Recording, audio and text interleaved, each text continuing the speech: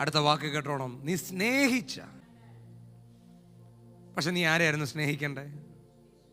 നീ സ്നേഹിക്കേണ്ടത് സാറയല്ല, നീ സ്നേഹിക്കേണ്ടത് ഇസ്ഹാക്കിനെയല്ല, നീ സ്നേഹിക്കുന്ന നിന്റെ ഒട്ടകങ്ങളെയല്ല, നീ സ്നേഹിക്കേണ്ടത് എപ്പോഴും സ്നേഹമാം നിന്നെ കണ്ടവർ പിന്നെ സ്നേഹിക്കാതെ. അവനെ കണ്ട അവനെ സ്നേഹിച്ചോണം. മറ്റൊന്നിൽ സന്തോഷിക്കരുത്, മറ്റൊന്നിൽ നീ ആശ്രയിക്കരുത്, മറ്റൊന്നിൽ ആനന്ദിക്കരുത്. കർത്താവ് പറയുന്നു, നിന്റെ സ്നേഹം എങ്ങും മാറിപ്പോകല്ല.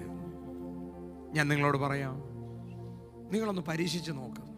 നിങ്ങൾ ആ സ്നേഹം വേറെ ആർക്കെങ്കിലും ഒന്ന് കൊടുത്തു നോക്ക്. അവിടെ വെച്ചാൽ ലോക്കാകുന്നത്, അവിടെ വെച്ചാൽ നമ്മൾ പൂട്ടപ്പെടുന്നത്, അവിടെ വെച്ചാൽ നമ്മൾ വേഗത കുറയുന്നത്. കർത്താവിന് ഈ മേഖല ഇച്ചിരി അസൂയ നമ്മളോടുണ്ട്.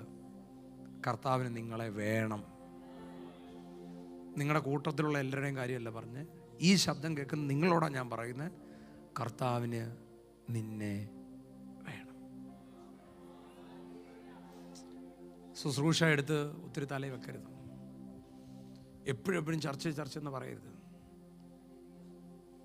എപ്പോഴെപ്പോഴും മക്കളെന്ന് പറയരുത്. മനസ്സിലാകുന്ന ഒരു കൈ ഒന്ന് ഉയർത്തിപ്പിടിച്ച് അവിടെ ആ വാക്ക് നിങ്ങളോട് ഞാൻ പറയുക, നീ സ്നേഹിച്ച. ആ വാക്കെന്ന് പറഞ്ഞ് അവിടെ ഒരു വല്ലാത്തൊരു ദൈവത്തിൻ്റെ വികാരവും പെയിനൊക്കെ അവിടെ കാണാൻ പറ്റുന്നു. നീ സ്നേഹിച്ച. അപ്പോൾ ആ സ്നേഹത്തോടുള്ളൊരു പരിശോധനയായിരുന്നു അബ്രഹാമിൻ്റെ പരിശോധന. അപ്പോൾ ദൈവം പരിശോധിച്ചപ്പോൾ അവിടെ ദൈവം മുമ്പിൽ വെക്കുന്നൊരു കാര്യം, ഇവൻ ഇത് പറയുമ്പോൾ കേൾക്കൂ.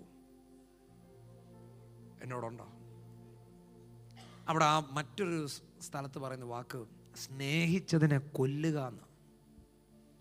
ഞാൻ നിങ്ങളോട് എല്ലാവരും പറയാം, സ്നേഹിച്ചതിനെ കൊല്ലണം. അടുത്തിന്ന് കൈ കൊടുത്ത് പറഞ്ഞേ, സ്നേഹിച്ചതിനെ കൊല്ലണം.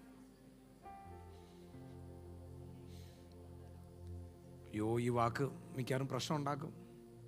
നിങ്ങൾ വീട്ടിൽ പോയി കൊലപാതകമൊന്നും ചെയ്യല്ലേ. നിങ്ങൾക്ക് ഞാൻ പറഞ്ഞ അർത്ഥം മനസ്സിലായോ?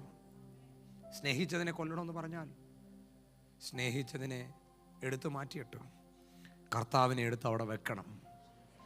മനസ്സിലായവർ കൈ ഉയർത്തി രാമൻ പറഞ്ഞാട്ടെ. സ്നേഹിച്ചതിനെ കൊല്ലണം. അത് പണമാണെങ്കിൽ കൊല്ലണം, എന്തു ആയാലും കൊല്ലണം. ഓക്കെ, ഞാൻ അതിൽ നിന്ന് മാറുക.